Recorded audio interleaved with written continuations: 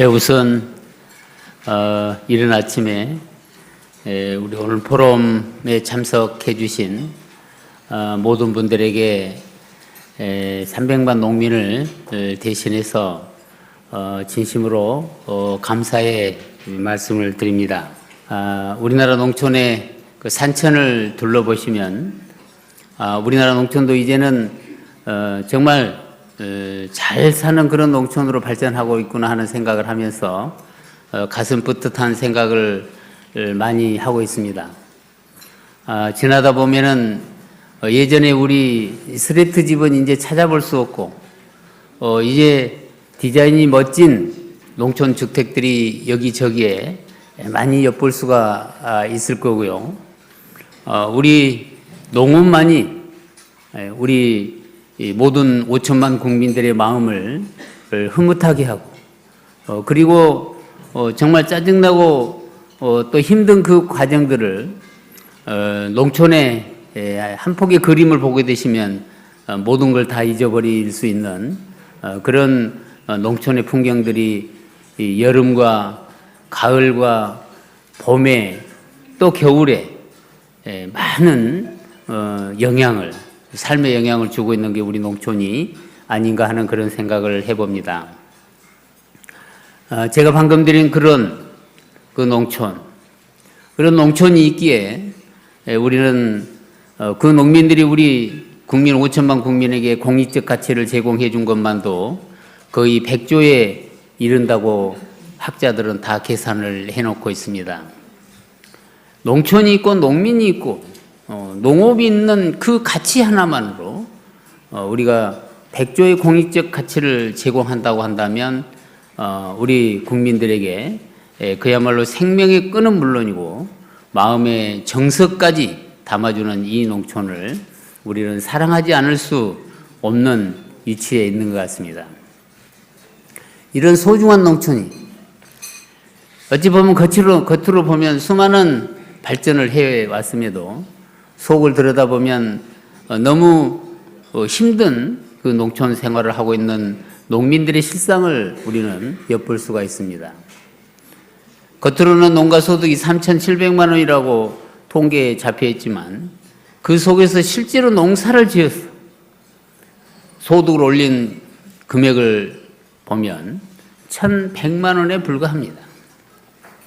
근데 더 중요한 거는 우리 농민들이 농업소득 1,100만 원이 20년 동안 똑같다는 사실을 알고 계신 분은 그다지 많지 않습니다.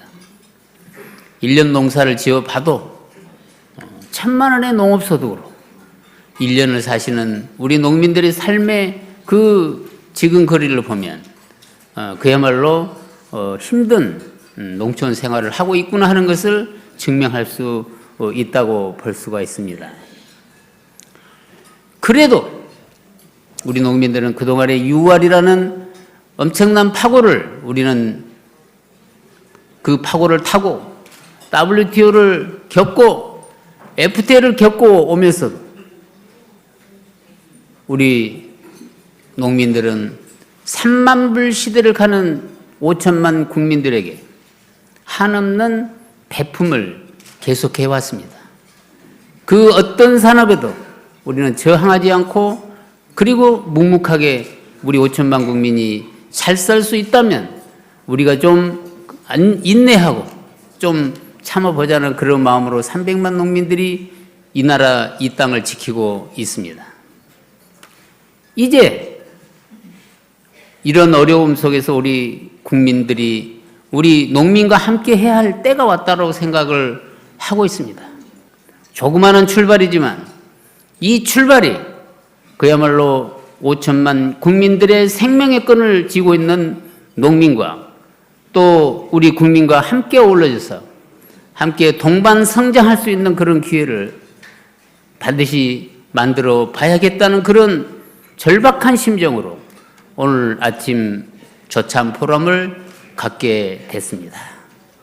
우리 5천만 국민들의 건강을 살피는 우리 농민들은 그야말로 우리 5천만 국민을 위해서 온갖 정성을 담은 농산물을 잘 만들어야 될 책임을 갖고 있는 것 같고 또 이 나라 농촌이 100조 이상의 공익적 가치를 제공하는 우리 농민을 위해서 우리 5천만 국민들은 이제 농민들과 함께 그 고달픈 삶에서 살고 있는 농민을 구해낼 수 있는 그런 심정으로 우리가 만드는 농산물을 또 우리가 가꾸고 있는 농촌을 그리고 우리가 함께 가꾸어야 될 농업을 소중히 여길 수 있는 그런 계기가 되기를 진심으로 여러분에게 바람하지 않습니다.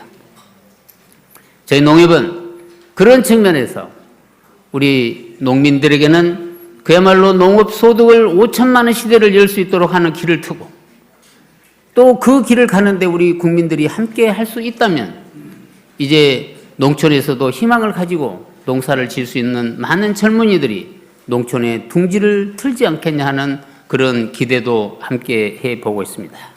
오늘 이 포럼이 그야말로 도농의 협동 현장에서 큰 꽃을 피울 수 있는 좋은 기회가 되기를 진심으로 바라면서 올해 모든 소망이 다 이루어지는 그런 뜻있는 한 해가 되시기를 진심으로 기원하면서 제 인사말에 가름하겠습니다. 고맙습니다.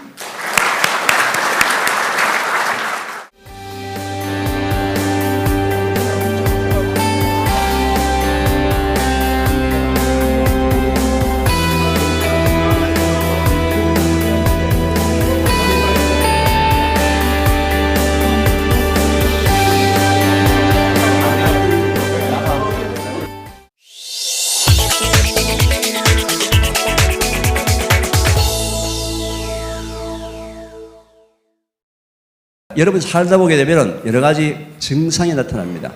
가볍게 감기 걸리게 되면 콧물도 나고 머리도 아프고 기침도 나고 심각한 암까지 다양한 종류의 증상이 나타나는데 증상이 나타나게 되면은 병원에 가서 반드시 전문인의 도움을 받아서 치료를 하셔야 돼요. 왜? 치료하지 않으면 악화되니까요. 그런데 모든 증상에는 원인이 있습니다. 원인이 어디 있을까요? 원인은 여러분들의 24시간 삶 속에 인간이라면은 나이에 관계없이 직업에 관계없이 꼭 지켜야 할 기본이 있습니다. 매일매일. 근데 이 기본을 바쁘다, 귀찮다, 돈 많이 벌어야 되겠다, 성공해야 되겠다, 수능 점수 좋게 맞아서 인류대학 들어야 되겠다, 여러 가지 등등 합리적인 이유로 꼭 지켜야 될 기본을 지키지 않고 무시하거나 소홀히 하거나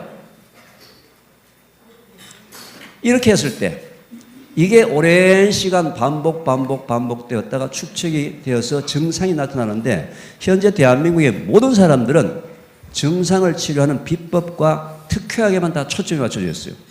여러분 아시죠? 전 세계에서 비법과 특효약이 가장 많은 나라가 한국입니다.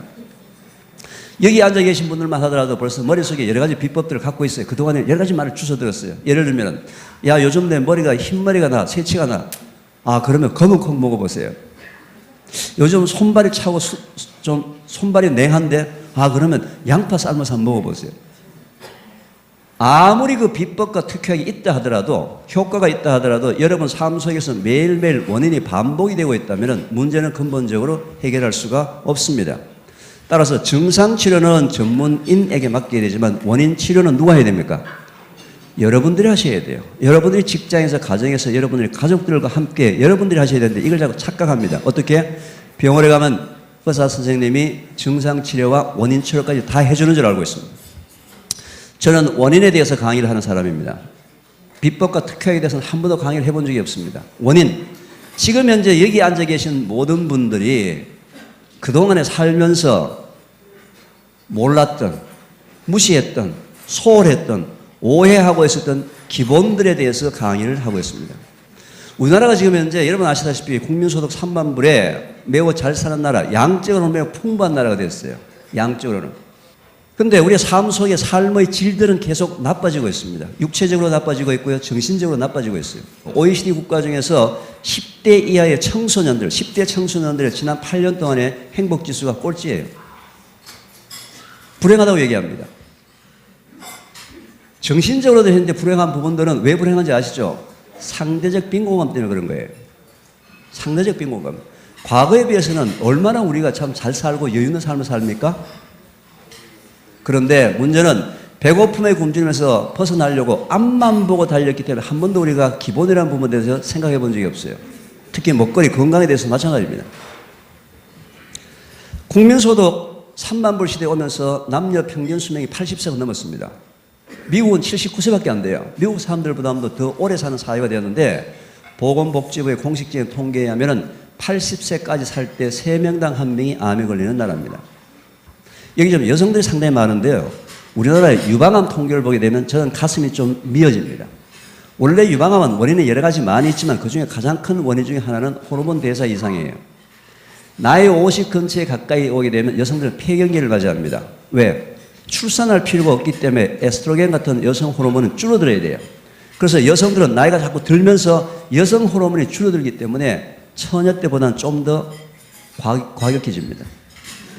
좀 더 폭력적으로 갑니다. 좀 더 씩씩해집니다. 이거 당연한 거예요. 그런데 어떻게 된 셈인지 그동안에 50년 가까이를 어떻게 살았는지 모르겠지만서도 여성 호르몬이 줄어야 되는 폐경기에도 불구하고 여성 호르몬의 과다 분비, 이상 분비가 유방암의 가장 큰 원인 중에 한 가지이기 때문에 원래 유방암은 50 넘어서 걸리는 병이에요. 미국은 40세 이하의 유방암 환자 숫자가 10에서 15%밖에 되지 않습니다. 전부 8, 90%는 50 넘었어요. 대한민국은 40세 이하의 유방암 환자 숫자가 전체 몇 퍼센트쯤 될까요? 추측. 우리나라는 50%입니다. 40에서 50%예요. 이건 한국 유방암 100세에서 나온 얘기입니다. 우리의 딸들이 현재 유방암 발병 원인 속에 노출이 되어 있는데 아무도 몰라요. 아무도 관심이 없어. 왜? 이 부분에 대해서 얘기를 하는 거에 돈이 안 되기 때문에 그렇습니다. 돈이 다 어디에 몰려 있습니까? 전부 치료에 다 돈이 몰려 있습니다. 치료. 현재 대한민국에 유방암을 치료할 수 있는 유명한 명의 의사 선생님이 무척 많습니다. 매우 훌륭한 의술을 갖고 있는 의사 선생님이 무척 많은데 그 훌륭한 의술을 갖고 있는 유방암 명의 의사 선생님의 의술이 유방암 발병률을 낮출 수 있습니까? 없습니까? 발병률을 낮출 수 있어요? 없어요? 없습니다. 그분들은 유방암이 발병이 되게 되면 낫게 하는 기술은 전 세계적인 기술, 훌륭한 기술을 갖고 있지만 안타깝게도 그 의술은 유방암 발병률을 전혀 낮출 수가 없다는 거예요. 유방암 발병률은 누가 낮춰야 됩니까? 누가? 여러분들이 최소한도 오늘 아침에 들은 발병 원인을 당장 집에 가서 여러분의 며느리, 딸, 어린 아이들한테 얘기를 해줘서 그 발병 원인으로부터 벗어나는 삶을 사는 것이 유일하게 유방암 발병률을 낮출 수 있는 방법이에요. 대장암 쪽으로 넘어갈까요? 대장암. 전 세계 나라가 184개국 있습니다. 전 세계 184개국 중에서 우리나라 대장암 발병률 몇 위쯤 할까요? 전 세계 1등입니다. 이건요, 충격. 보통 충격이 아니에요. 이 대장암은 고기를 많이 먹는 유럽이나 미국 사람들이 걸리는 서구형 병이었지 10년 전만 하더라도 채식을 유지하는 한국 사람들의 대장암 환자를 찾아보기 어려웠습니다. 10년 만에 기네스북에 오를 정도로 전 세계 1등을 합니다. 제가 좀 더 안타까운 통계는 뭔지 아십니까? 20대, 30대 젊은 아이들의 숫자가 증가를 하고요. 대한민국에 살고 있는 남자들의 대장암 발병률이 여자보다는 2배가 더 높습니다. 이 얘기는 무슨 얘기예요? 현재 대한민국에 발을 붙이고 살고 있는 모든 남자들은 전 세계 1등을 할 정도로 대장암 발병 원인 속에 무수히 많이 노출이 되는데 아무도 관심이 없습니다. 아무도 관심이 없어요. 왜요? 돈이 안 되기 때문에 그렇습니다. 제가 지금 이 돈이 안 되는 아무도 관심 없는 부분을 가지고 지난 7년 동안에 무수히 노력을 하고 있습니다. 방송에 나가서 하는 얘기가 그 얘기를 하고 있는 거예요. 비법과 특효에 대해서 얘기하는 것이 아니고 우리가 지금 현재 놓치고 있는 기본, 그동안에 먹고 살기 위해서 잊어버렸던 기본, 소홀히 했던 기본이 뭔지 기본을 회복하자라는 운동을 벌이고 있는 중이에요. 자, 그러면은 짧은 시간이지만서도 몇 가지 발병 원인에 대해서 한번 얘기해 보겠습니다. 자, 제가 조금 전에 얘기했다시피 암의 발병 원인은 여러 가지예요. 여러 가지인데 오늘 다 얘기를 할 수 없으니까요. 몇 가지만 얘기만 해보겠습니다. 자, 대장암의 발병 원인 제가 조금 전에 힌트를 드렸다시피 고기하고 관련이 됩니다. 고기. 자, 그런데 고기는 전혀 문제가 없어요. 아무런 죄가 없습니다. 뭐가 문제냐? 고기를 많이 먹는 거. 하버드 의과대학에서 13만 명이나 사람을 25년에서 28년 동안 추적 조사를 했습니다. 28년 뒤에 암에 걸린 사람들, 특히 대장암에 걸린 사람들이 28년 동안 먹었던 음식을 조사해 보니까 건강한 사람에 비해서 햄, 소세지 같은 가공육을 많이 먹었다. 돼지고기, 소고기 같이 붉은 빛이 도는 고기를 많이 먹었다. 이건 과학적인 사실이에요. 이런 연구 논문들이 지난 30년 동안에 수백 편의 연구 논문이 나오다 보니까 세계보건기구에서 그냥 둬서는 안 되겠다 해서 2015년 연말에 전 세계적으로 엄청난 충격적인 발표를 합니다. 세계보건기구에서 2015년 연말에 햄, 소세지와 같은 가공고기를 2군 발암물질, 붉은빛이 도는 돼지고기, 소고기 같은 붉은빛 고기를 1군 발암물질로 전 세계에 공식적으로 발표하면서 충격을 줬어요. 여러분 그 뉴스 들은 기억이 납니까? 자, 그러면은 그게 무슨 발표냐? 그러면은 햄, 소세지 먹고 돼지고기, 소고기 먹으면 암에 걸린다. 그 내용이 아니에요. 그 내용이 아니고 많이 먹지 말라는 경고의 메시지를 분명히 던진 겁니다. 많이 먹지 말라는. 고기는 우리 몸에 단백질을 공급하는 방법이기 때문에 꼭 먹어줘야 되는 필수 영양소예요. 과학자들이 연구를 해보니까 하루에 필요한 적정량의 단백질이 어떻게 되느냐? 자기 몸무게 1kg당 하루에 필요한 최대 단백질이 1g입니다. 자기 체중 1kg에 최대 단백질 1g이에요. 그러면은 60kg의 몸무게를 갖고 있는 사람이 하루에 필요한 단백질이 몇 g입니까? 60g이에요. 60g이 어느 정도 양이 될까요? 양. 60g. 계란 한 개 정도예요. 계란 한 개. 근데 내가 오늘 회식을 해가지고 100g을 먹었습니다. 그럼 몇 g 초과됐죠? 40g 초과됐죠? 초과된 40g의 단백질이 내일까지 내 몸속에서 단백질로 저장이 될까요? 안 될까요? 문제는 여기서 대한민국의 비극이 시작이 됩니다. 대한민국 살고 있는 모든 사람들은 초과된 단백질은 내일까지 저장이 된다고 알고 있어요. 그런데 안타깝게도 우리 인체의 기본은 초과된 단백질은 우리 몸에서 저장을 하는 방법이 전혀 없습니다. 저장하는 방법이 없어요. 그럼 어떻게 되느냐? 일부는 지방으로 바뀌지만 거의 대부분 다는 간에서 분해시켜서 콩팥을 통해서 소변으로 다 빠져나갑니다. 그날은 다른 날에 비해서 소변에서 거품이 많이 나온 날이에요.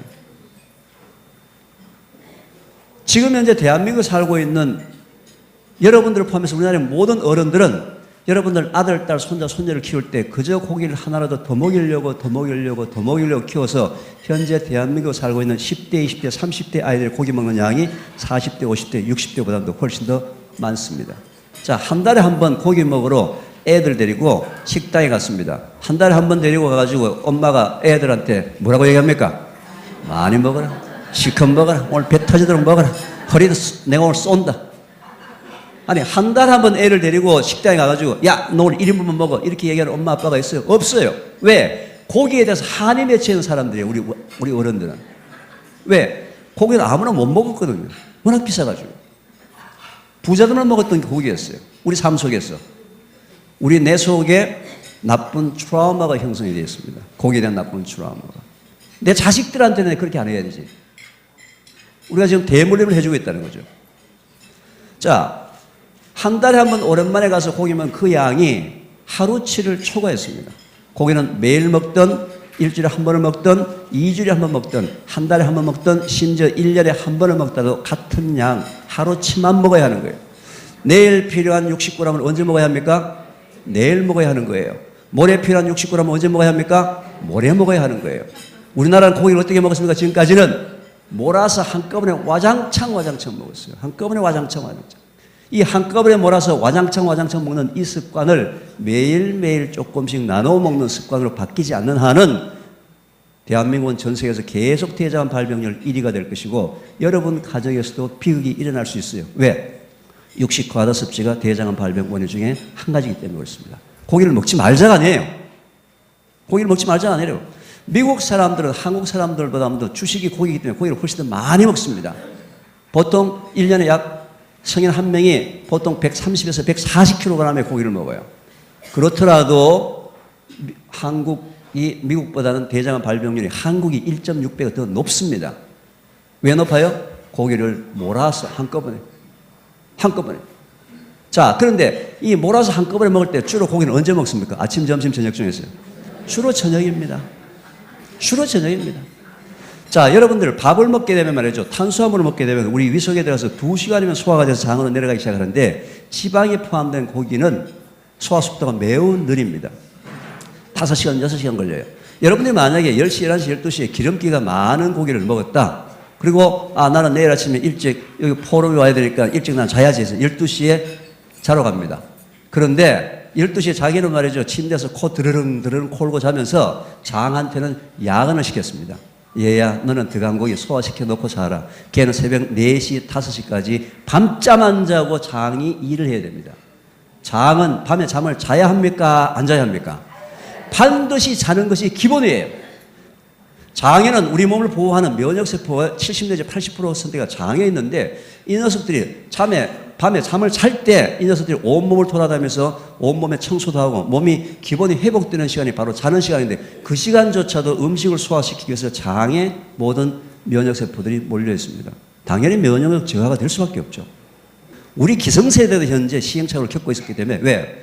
배고픔에 굶주리면서 벗어나기 위해서 우리는 기본을 살필 틈이 없었어요. 왜? 배가 고픈데. 이제는 그런 시기가 지났죠. 그러면은 이제는 그동안에 잊어버렸던, 양보했던, 시행착오했던 기본을 뭔가 아이들한테 대물림을 하지 않는 운동이 일어나야 되는 거예요. 그 아이들 건강을 누가 보장을 합니까?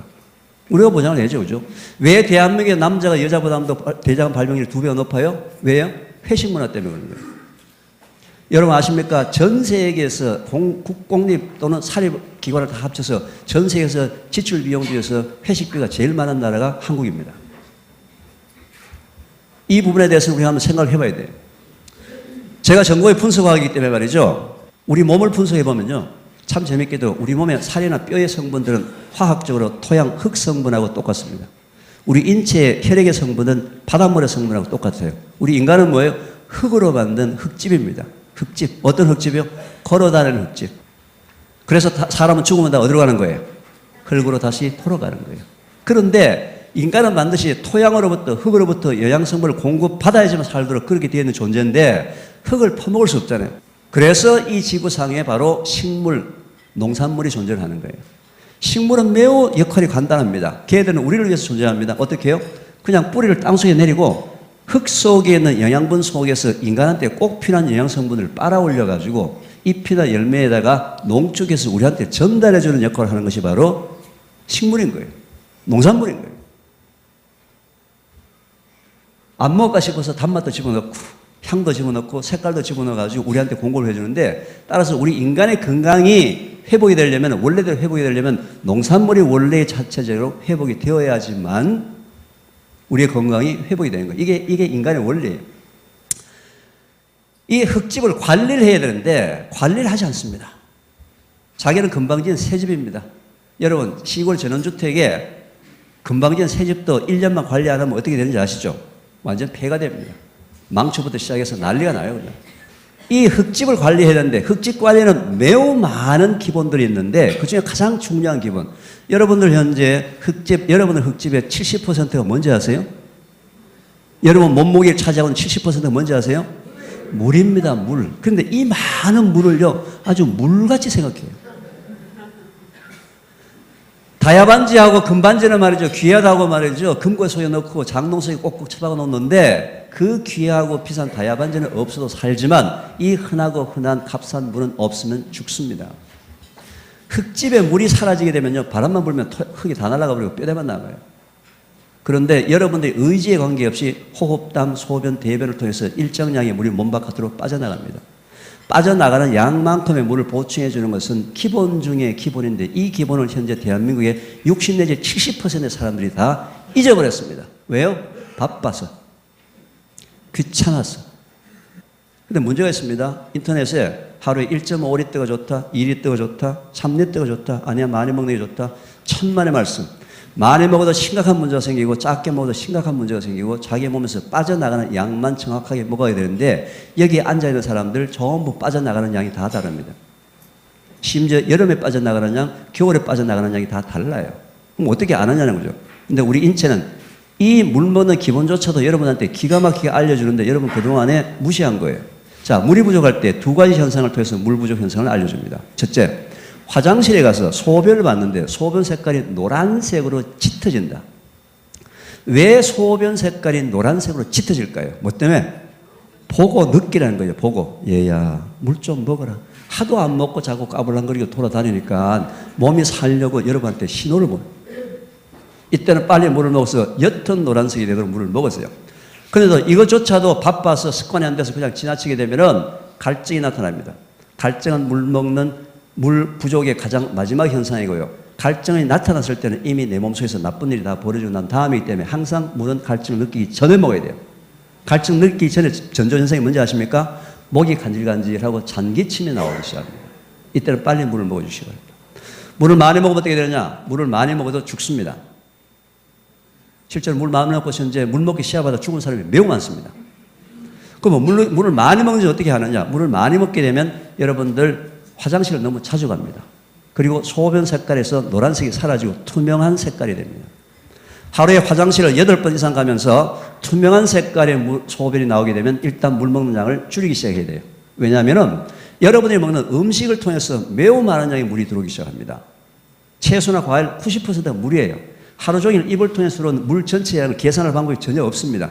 따라서 여러분 몸에 들어온 물량은 뭘로 안다? 소변의 색깔과 화장실 가는 횟수를 가지고 여러분 몸에 맞는 물량을 꼭 체크하시기 바랍니다. 제가 아무리 이렇게 얘기를 하더라도 우리나라 사람들이 현재 물 먹는 습관이 되어 있지 않습니다. 그래서 제가 전 국민 대상으로 물 먹는 기본 회복 운동을 현재 벌이고 있습니다. 이름하여서 3, 2, 1 운동이라고 얘기를 합니다. 여러분 다 같이 한번 저하고 손가락 펼쳐서 제가 외치는 구호를 한번 따라해 보겠습니다. 3. 식사 30분 전 한 컵.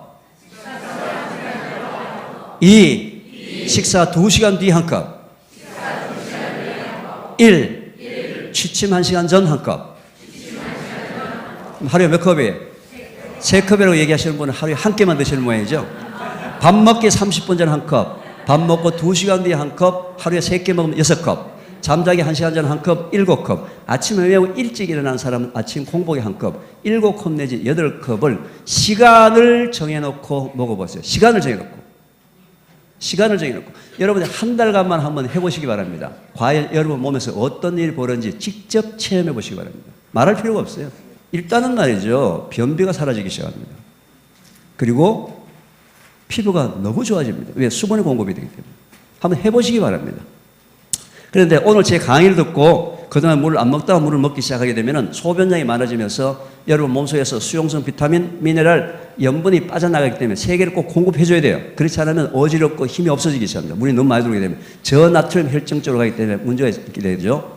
따라서 채소, 과일을 좀 평소보다 좀 더 드시기 바랍니다. 약간 짠 음식, 일부러 소금을 먹을 필요 없다시피 된장 서너 숟가락 더 먹는 염분을 공급하는 3가지를 공급하면서 하시기 바랍니다. 제가 요즘은 말이죠. 방송에 많이 나가다 보니까 길거리에서 저를 알아보고 인사하는 분이 참 많아졌습니다. 안녕하세요 인사를 하는데요. 제가 그분들한테 부탁을 합니다. 만약에 제 물 강의를 듣고 길거리에서 저를 만나게 되면 안녕하세요는 말과 함께 동시에 손을 흔들면서 인사드리라고 합니다. 안녕하세요. 이게 뭐냐면요. 제 강의를 듣고 물을 먹는 실천을 한다는 거죠. 강의원들은 뭐합니까? 머릿속에 너는 뭐예요? 교수님 강의 듣고 물을 현재 잘 먹고 있습니다. 3일 지키고 있습니다. 이렇게 인사를 하면요. 저는 일로 대답합니다. 참 잘했습니다. 참 잘했습니다. 저한테 요즘 길거리에서 이렇게 인사하는 사람이 참 많아졌어요. 많은 사람들이 저희를 보고 수화를 한다고 하는데 아니에요. 물 먹는 기본 회복 운동을 벌이고 있습니다. 여러분 가정에 4살, 5살, 6살, 7살 초등학교 아이들 있습니까? 그 아이들한테 3, 2, 1에 대해서 알려주세요. 그리고 학원 갔다 유치원 갔다 집에 들어오면서 엄마 보고 어떻게 인사하라고요? 엄마 이렇게 인사하도록 만들어야죠. 이게 무슨 얘기예요? 오늘 엄마가 얘기한 대로 오늘 학원 가서 유치원 가서 물 제대로 잘 먹었어요. 그럼 엄마가 뭐라고 대답해야 됩니까? 참 잘했어. 그 어린 나이 때부터 물 먹는 것을 자기 몸의 습관으로 받아들이는 아이는 운명이 무조건 바뀝니다. 일본은 말이죠. 유치원 때부터 아이들한테 물 먹는 습관을 가르치도록 교육을 하고 있어요. 직접 모든 아이들한테. 이게 어릴 때부터 돼야 되는 거예요. 습관이 돼야 된다고. 이게 그 가정의 건강을 지키는 기본이지 건강 보조식품이나 비타민이 여러분 가정의 건강을 지키는 게 아니에요. 그거는 증상을 치료할 수 있는 몇 가지 방법일 뿐이에요. 기본이 회복되지 않은 상태에서 그 건강 보조식품이나 비타민은 오히려 독이 될 수가 있습니다. 저는 단순한 건강 강의가 아니고 먹거리, 농산물부터 기본을 회복해서 우리 인간의 건강을 회복하자라는 사회운동, 특히 우리 아들, 딸들에게 우리의 잘못된 시행착오를 대물림하지 말았으면 좋겠다는 이 사회운동을 하고 있는 중입니다. 짧은 강의지만서도 이렇게 강의 경청해 주셔서 감사 말씀드리면서 제 강의를 마치도록 하겠습니다.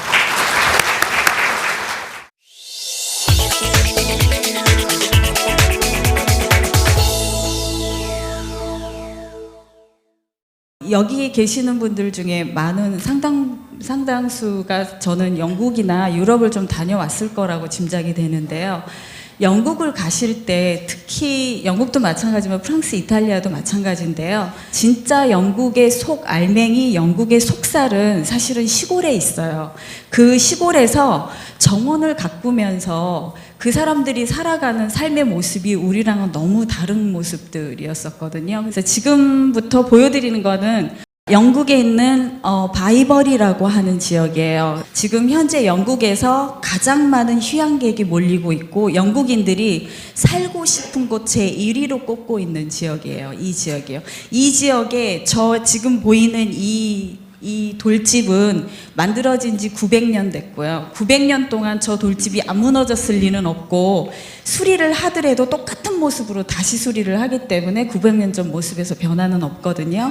이 돌집 한 채의 가격이 런던에 있는 가장 최고급 아파트의 가격보다 더 비싸요. 이런 곳에서 어떻게 살고 있냐면요. 이거 외관의 모습 보신 거고요. 속안에 가면 정원이 이렇게 돼 있어요. 정원 속안에 이런 것들을 키우고 있는데 실은 저는 가든 디자이너이기 때문에 지금 보시는 이 장면이 식물을 많이 심었다가 아니에요. 이렇게 할 수가 없어요. 전문가가 아닌 이상은. 전문가가 아닌 이상은 이 정도의 식물에 꽃을 피우고 저 색상을 키워내고 저 높이가 오게끔 해주고 그리고 높낮이의 완급이라든가 지금 보시면 알겠지만 초록 속안에 여기에 짙은 자줏빛을 띠고 있는 코타이누스라는 식물이 들어있어요. 이런 수종을 개발을 한 거예요. 원래부터 자연 상태에 있었던 게 아니고요. 그래서 이런 식물의 수종의 다양성이나 이런 것들을 너무나 잘 알고 계셔서 깜짝깜짝 놀랄 정도로 잘 알고 계세요. 이런 영국 내에 이런 정원에 대한 문화가 생겨나면서 사실은 제가 한국에 와서 가든 디자인 한다라고 했을 때 제일 많이 듣는 얘기 중에 하나가 우리나라에서 가든이 되겠어? 우리나라에서 정원이 되겠냐라고 물으세요. 그 중에 가장 핵심 포인트가 뭐냐면 먹고 살기도 힘든데 가든은 사치 내지는 취미생활, 고급 취미생활이라고 보고 계시는데 사실은 딱히 그렇지도 않아요. 물론 맞아요. 굉장히 최고급 취미생활임에 틀림없고요. 영국 속담에 골프를 끊을 수 있는 유일한 취미가 가드닝이라고 그러거든요. 정원 일을 시작하면 골프가 끊어진대요. 그럴 정도로 마약성이 심한 취미생활임에는 틀림이 없는데요. 그럼에도 불구하고 지금 현재 우리나라에는 정원 문화가 발달을 하지 않았기 때문에 시장 자체가 없는 이 46억 파운드니까 약 8조 원의 시장이거든요. 이 시장이 정원 문화라는 키워드 때문에 새롭게 영국에서 생겨나 있는 시장이에요. 이 시장이 형성된 거는 20세기 초부터 지금 현재까지예요. 그러니까 아주 오래된 역사를 가지고 있지는 않고요. 이 안에 정원은 건축과 똑같이 시공이 일어나고 있기 때문에 시공 분야를 포함을 해야 되는데 그 분야는 아예 포함도 안 시켰고요. 여기는 뭐냐면 리테일 마켓이라고 해서 우리 흔히 말하는 쇼핑타운이나 슈퍼마켓 가서 물건을 직접 살 수 있는 그 마켓들 있잖아요. 그 마켓에서 유통되고 있는 시장의 규모예요. 그러니까 식물의 판매, 그 다음에 아웃도어 리빙이라고 해서 가든 퍼니처, 예를 들면 바베큐 그릴을 산다든가 테이블 앉아서 야외용 테이블 세트를 산다든가 야외용 쿠션을 산다든가 이런 것들을 말하고요. 가든 연장 툴은 왜 발달을 하냐면 인체에 무리가 되지 않게끔 해주는 다목적 연장을 만들기 위해서 만드는 거라서 실제로 영국 같은 경우는 정원에 나갈 때 정원사들이 그 손수레, 외발수레에다가 자기 연장을 다 가져가게 돼 있는데 그때 가져가는 연장의 종류가 20가지가 넘어요. 그때마다 다 달라요. 흙을 내려 찍는 애가 있고 들어 올리는 애가 있고 퍼 나르는 애가 따로따로 다 있거든요. 그렇다 그러면 이 정원에 관련된 용품들을 다 어디서 판매를 하느냐 이것도 중요한 일이 되는데요. 제일 좀 많이 부각이 되고 있는 게 가든센터예요. 가든센터라는 게 일종의 정원용품을 토탈로 팔고 있는 장소라고 보시면 되고요. 두 번째는 원예 농가에서도 가든센터 기능을 가지고 있는데 이 원예 농가는 우리나라 농가랑은 굉장히 많은 차이점이 있어요.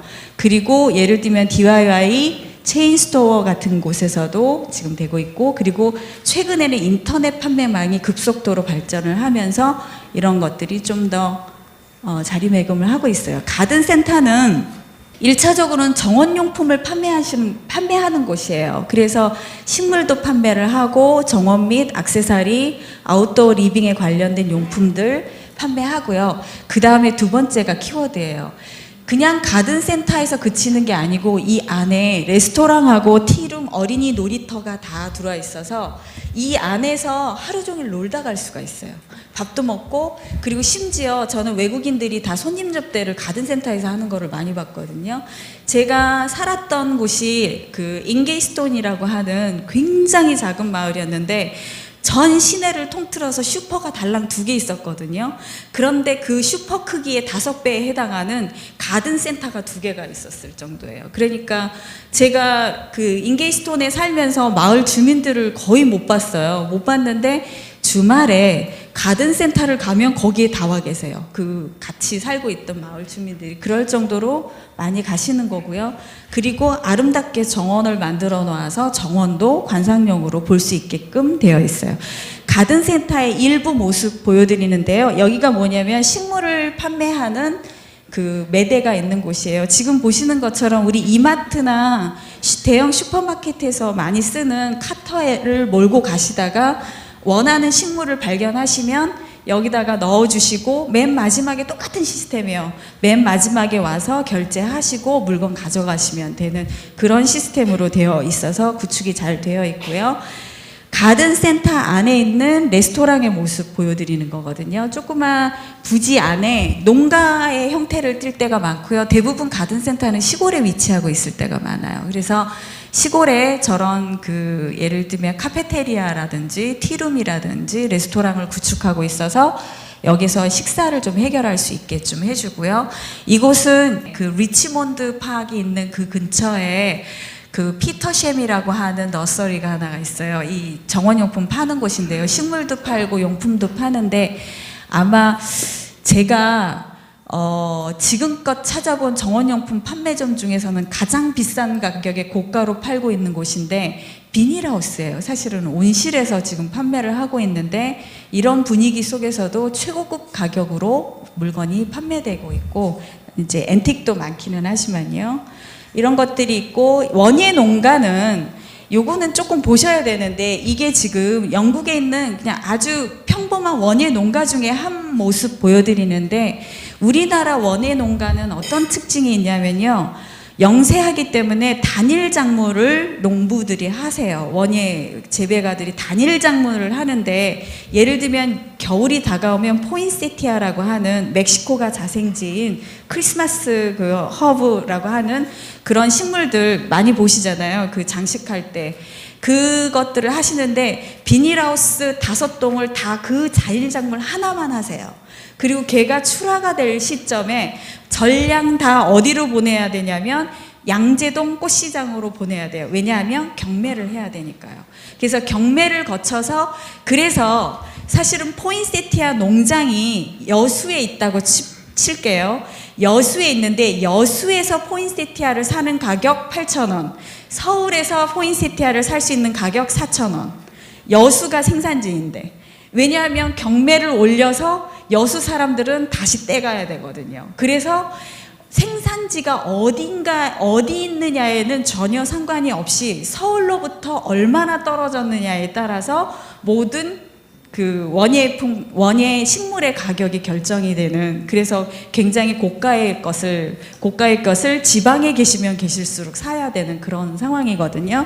그런데 이 원예 농가, 영국에 있는 이 원예 농가는 자기네가 자체 품종을 100여 종 이상을 가지고 있어요. 그러니까 이 안에서 포인세티아 하나만 가지고 계시는 게 아니라 100여 종의 수종을 다 가지고 있기 때문에 이거를 재배하고 판매도 직접 하시는 거죠. 그리고 일부 식물은 식물원에서조차도 없는 희귀종을 갖고 있을 때도 있어요. 그러면 반드시 여기를 가야만 되고 여기 인터넷으로 들어가야만 이 식물을 구해 갖고 올 수 있어서 실제로 제가 큐가든에서 일을 했는데 거기가 왕립식물원이기 때문에 전 세계에서 가장 유명한 식물원이에요. 그곳에서도 안 가지고 있으면 이런 시골 농가에다가 연락해서 물량 받아야 돼요. 그렇게 돼서 이거를 본인들이 가지고 있는 원예 농가의 특징이 완벽하게 구현이 돼 있고 이 안에 이런 시설도 다 되어 있어서 사람들이 찾으러 가요. 굳이 식물을 안 산다 하더라도 한 번쯤 보고 싶은 거예요. 이 책이 NGS라고 하는 내셔널 가든 스킴이라고 하는 책이에요. 원래는 여기가 그 퇴역한 간호사들의 그 체리티라고 해야 되죠. 그 자선 사업을 하는 단체예요. 근데 퇴역한 간호사들에게 보조금을 주고 연금을 주고 싶은데 그 기금을 마련할 때 한 사람이 아이디어를 냈는데 영국에 정원이 얼마나 많으냐, 이 정원들을 일정 기간 동안 문을 열어주게 하고 그 기간 동안의 수익을 간호사들한테 좀 달라, 퇴역한 그 나이팅게일 같은 분들인 거죠. 그렇게 해서 그 프로그램 이름을 내셔널 가든 스킴이라고 붙인 건데요. 이게 뭐냐면 여기 이 책에 요게요. 전화번호부 책이에요. 실은 노란색 옐로우북이라고 부르는데 이 전화번호 책 안에 뭐가 들어있냐면 영국 내에서 찾아갈 수 있는 국공립 사립 개인 정원을 다 포함해서 오픈을 할 수 있는, 대중을 향해서 오픈을 할 수 있는 정원들의 이름, 전화번호, 찾아갈 수 있는 방법, 이런 것들이 적혀져 있는 전화번호부 책인데 2012년 현재 4천여 개가 등록이 되어 있고요. 여기에 놀라운 거는 스코틀랜드는 빠져 있어요. 스코틀랜드가 3천여 개가 자체적으로 갖고 있으니까 사실 영국을 다 통틀으면 한 7천여 개의 정원이 있는 셈이에요. 제가 영국을 갈 때 저희 두 딸 애들을 데리고 갔어요. 한 초등학교 6학년일 때 초등학교를 끝 무렵에 제가 두 딸을 영국을 데리고 갔었는데요. 그때 데리고 가서 어느 날 애들이 놀이공원을 가고 싶다고 해서 정말로 놀이공원을 영국에 있는 걸 샅샅이 뒤졌어요. 놀이공원이 달랑 3개 있는데요. 런던에 하나 있고요. 왜 이렇게 놀이공원이 없는지를 이유를 모르겠고, 우리나라 에버랜드나 예를 들면 서울랜드나 왜 이런 게 잠실에 있는 그런 것들이 왜 없는 거지라고 했는데, 그 주부들이 예를 들면 애가 태어나면 유치원 다니기 전부터 유모차를 끌고 가는 게 테마파크가 아니고 이 정원을, 이 옐로우북을 들고 계속 찾으러 다녀요. 그래서 이 정원 투어가 심지어 2월부터 시작돼요. 아직은 쌀쌀해서 거의 수선화 정도나 조금 올라올 그 시기부터 정원 투어를 하기 시작해서 한겨울이 될 때까지도 이 내셔널 가든 스킴이나 아니면 돈 받는 정원을 계속 찾아다녀서 사실은 놀이공원 문화는 거의 없다라고 보셔야 될 것 같아요. 이게 이제 영국에는 스토어 가든이라고 하는 데고요. 그러니까 18세기 1900년대 초에 최초로 돈을 받고 입장을 시켰던 관광 정원으로서 문을 최초로 연 거고요. 여기는 영국의 내셔널 트러스트라고 해서 그 NGO죠. 그 유물이나 정원을 보존하고 관람하게 하는 그런 곳인데요. 해마다 내셔널 트러스트에서는 정원의 복원이 이제는 조금 이제 생각을 좀 하셔야 되는 게요. 농업의 키워드, 시골이라는 키워드가 유럽에서 변화되고 있는 게 큰 2가지가 있는데요. 하나가 뭐냐면 경관 농업이라는 게 있어요. 농업을 하되 경관을 일으켜서 그 경관 자체가 관광의 요소가 되게 해주는 거예요. 예를 들면 지금 대표적인 게 제주도에 있는 유채밭 같은 경우예요. 제주도에는 유채가 잘 되고 유채를 수확을 해서 사료로 쓰거나 아니면 기름을 짤 수 있기 때문에 유채를 하는데, 유채를 전체를 다 심어 놓게 되면은 유채밭이 형성이 되면서 그냥 들어가서 사람들이 사진을 찍고 싶어 하는 일들이 생겨나거든요. 그 경관 농업의 시발점이 된 곳이 어디냐면 네덜란드의 튤립밭이에요. 네덜란드는 튤립을 그냥 국가적 차원에서, 왜냐하면 네덜란드 전체가 사실은 간석지에 바다를 메워서 된 땅이기 때문에 척박하기가 이를 데가 없고 곡물이 잘 안 돼요. 곡물이 안 되니 뭐를 할 수 있겠느냐라고 해서 2가지 방향을 잡았던 건데, 그게 하나가 낙농, 그리고 2번째가 튤립을 심어서 유럽 전역에, 워낙 유럽이 다닥다닥 붙어 있어서 교통이 원활하잖아요. 그래서 튤립을 공급하자, 그런 의미에서 하기 시작했는데 막상 튤립밭을 수천 평을 심어놓고 보니까 사람들이 아무것도 안 했는데도 그걸 보러 막 오기 시작했다는 거죠. 그리고 일본에 가면은 꽃감 마을이 있어요. 우리나라처럼 똑같이 꽃감을 하는데요. 옛날 방식 그대로 대나무를 빨래줄처럼 연결을 해서 수십 미터를 연결을 해서 홍시를 대롱대롱대롱 매달아서 하는 꽃감 마을이 있어요. 이 마을이 단순히 이 마을도 농가 수익이 꽃감이기 때문에 꽃감을 했는데 이걸 보자고 지금 세계적인 관광지가 돼버린 그런 사례들이 있고요. 그래서 경관농업이라는 키워드를 조금 잊지 않고 계셨으면 좋겠고요.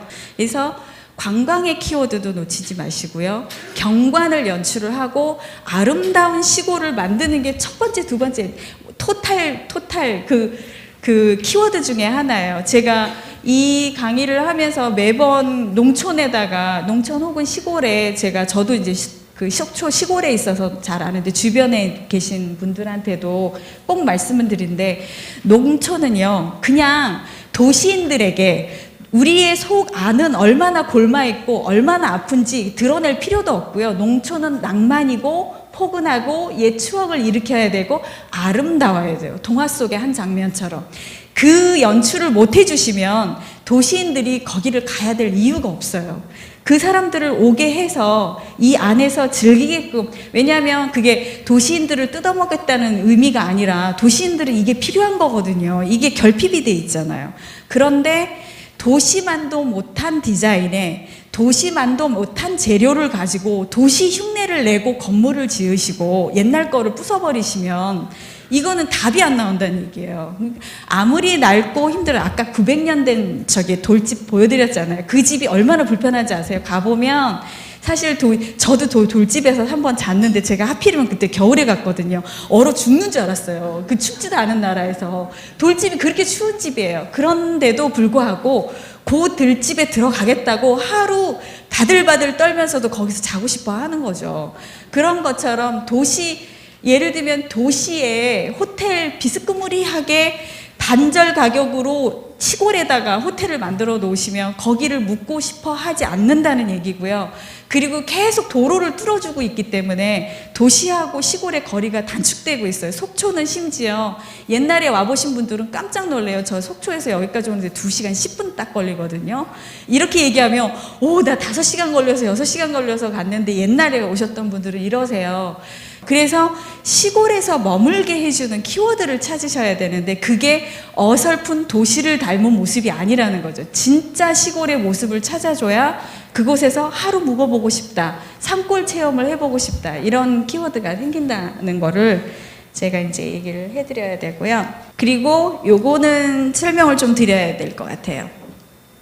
이게 영국에서 벌어지고 있는 첼시 플라워쇼라고 하는 곳이고요. 왜 축구 중에 첼시 구단이라고 있잖아요. 그 런던 시내에 첼시라는 지역이 있는데 그 축구 구단도 거기를 본거지로 하고 있는 데거든요. 거기에 첼시 공원이라는 데가 있어요. 그 공원에서 해마다 5월 셋째 주 수요일부터 일요일까지 딱 닷새간의 일정으로 그 플라워 쇼가 일어나고 있는데요. 전 세계에서 가장 오래된 쇼이면서 가장 정통성을 많이 가지고 있고 가장 많은 관광객들이 찾아오는 시즌이에요. 이 플라워 쇼에서는 단순하게 이 플라워 쇼라는 명칭이 생긴 이유는 이게 그 200년 전에 처음으로 시작을 했을 때에는 정말로 새 품종의 꽃을 보여주는, 그러니까 식물들이 피워내는 꽃이 좀 신기하다든가 사람이 만들어 놓은 그 재배종을 보여주는 쇼였기 때문에 플라워쇼라고 불렀고, 지금의 형태로 바꾸면 가든쇼라고 바꿔야 되는데 그냥 그 명칭을 그대로 이어오고 있는 중이에요. 이 쇼는 영국이 아마 영국 방문해 보시면 알겠지만 그 이미그레이션 통과할 때 굉장히 기분 나쁘게 하는 나라 중에 되게 대표적인 나라 중에 하나예요. 이거 통과하려고 그러면 뭐 뻔히 관광으로 온 줄 알면서도 며칠 묵을 거냐, 왜 왔냐부터 시작을 해서 계속 물어보는데요. 이 기간 중에 5월 달에 가시면서 영어를 못 하시면 첼시 플라워 쇼 이렇게 한마디만 하면 그대로 그냥 가라고 이렇게 얘기할 정도로 이 쇼 자체가 완전히 국가적인 행사가 될 정도로 유명한 쇼예요. 이 쇼는 정원 디자인도 보여주고요. 정원 용품도 살 수 있고요. 이런 것들이 복합적으로 되어 있는 가든 쇼라고 보셔야 되는데 우리나라에도 플라워 쇼가 있어요.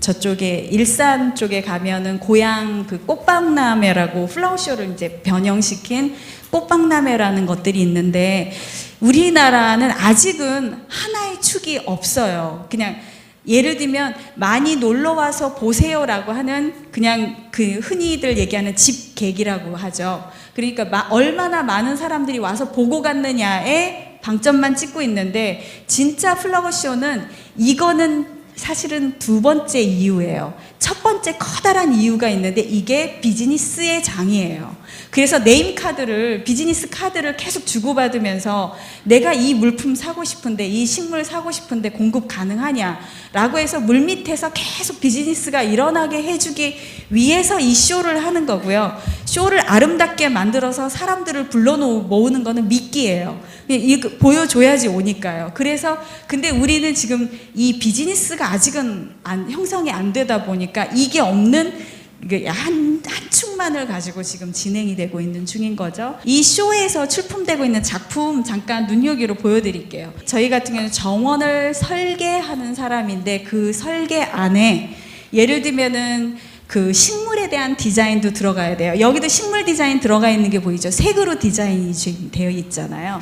그리고 저런 조각물에 대한 디자인, 담장에 대한 디자인, 건축물의 디자인, 그래서 모든 거를 토털어서 건축까지도 포함을 해서 모든 영역을 아트까지도 다 포함을 하기 때문에 저희가 주로 이제 조각하시는 분이나 이런 분들하고도 협업을 많이 하거든요.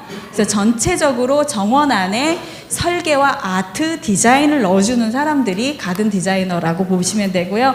벽 자체를 잘 해석했고 이런 그 구조물들을 사용했고 중간에 보면 식물 디자인이 흰색과 빨간색, 주황색 빛을 띠고 있는 식물의 식생, 색상이 이미 디자인이 되어 있는 걸 보실 수가 있죠. 그리고 요거는 정자 디자인을 저런 식으로 지금 풀어준 거예요. 약간 좀 획기적인 방법이기는 하지만 쇠 구조물을 이용해서 지금 약간 흐려서 자세하게는 안 보이실 텐데 이런 디자인도 보여주고 있고요. 지금 보시면 그러니까 이 지구상에 없다가 그해 처음으로 사람들한테 공개된 붓꽃이었어요. 이 붓꽃이 색상이 주황색도 아니고 그 검은색도 아니고 묘하게 섞인 그 중간 색깔 있잖아요. 그런 것들이 섞여 있어서 요것도 마찬가지로 옛날에 그 200년 전 추억을 되살리면서 가든 디자이너가 출품한 작품이고요. 이 안에 들어있는 모든 식물이 영국을 자생지로 하고 있는 식물이고 200년 전에 사람들한테 가장 파퓰러하게 인기가 있었던 식물로만 구성이 되어 있는 그 작품을 지금 보고 계시는 거고요. 이거는 여기 이 인체 구조물이 여기 하나 있고 그 다음에 이 구조물을 능가하는 버바스쿰이라고 하는 이 식물이 지금 중점 식물로서 자리를 잡고 있는데요. 이 채시 플라워쇼는 사실은 가든의 면적이 대부분 한 70평에서 100평 정도 되거든요. 이거를 설치하는 비용이 5억에서 10억이 소요돼요. 그러니까 이게 지금 5일을 보여주자고 5억에서 10억을 써서 이 정원을 쇼에다가 앉히는 거거든요. 근데 여기가 그러다 보니까 디자이너가 자기 자력의 힘으로 이 금액을 댈 수가 없어요. 그래서 보통은 스폰서를 뒤에 대게 되는데 그 스폰서들이 대부분은 말레이시아 관광청이라든가 아니면은 뭐 무슨 그 은행이라든가 인베스트먼트 투자 회사라든가 그러는데 여기는 뭐였을 것 같으세요? 이게 제가 이제 여기서 마무리할게요. 여기 이 경우는 류마티즘 연구소였었어요. 그래서 제가 저 인체 구조물이 조각물이 되게 유명한 작가거든요. 저 작가의 작품이어서 괜찮네 하면서 이 전체적으로 가든 디자이너 입장에서 보면 전체적으로 이 조각물과 식물에 대한 대칭 감각이라든가 색상이라든가 이런 게 너무 잘 풀어져 있거든요. 그래서 감탄을 했는데 스폰서 이름을 딱 보는 순간 너무 절묘하다. 류마티즘 그렇게 돼 있는데요. 어쨌든 지금 현재 우리가 이런 것들을 통해서 우리 농촌이 조금 달라질 수 있지 않을까 그런 의미에서 좀 도움이 되셨으면 좋겠습니다. 감사합니다.